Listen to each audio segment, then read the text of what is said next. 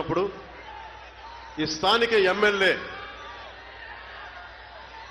గెలిచిన మత్తులో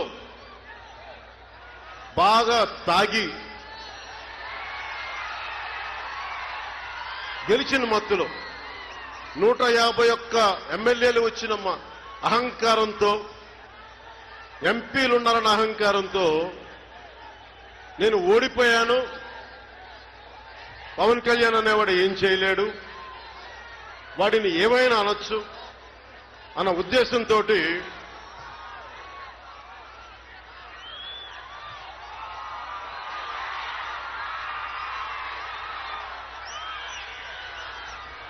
నోటుకొచ్చినట్టు మాట్లాడాడు.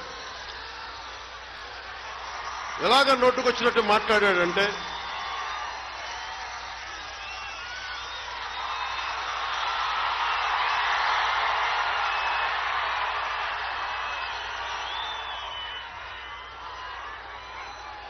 నన్ను చాలా దిగజారుడు బూతులు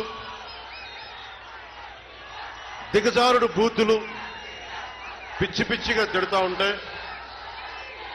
నాకు మా నాయకులు తెలియజేశారు.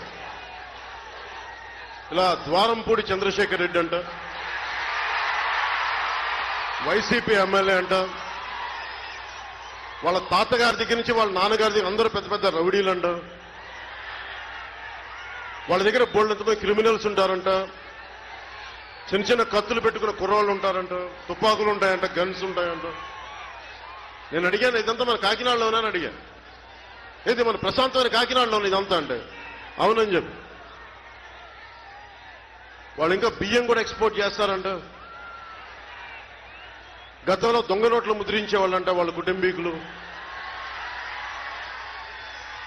అప్పట్లో ఉన్న ఎస్పీ డిటి నాయక్ వాళ్ళ పెద్దలకి జీప్ వెనకాల బేడీలేసి నడిపించాడంట. చక్కటి చాలా డేంజరస్ పీపుల్ వాళ్ళు. ఆయన తిట్టేశాడు మిమ్మల్ని చాలా నీచంగా అంటే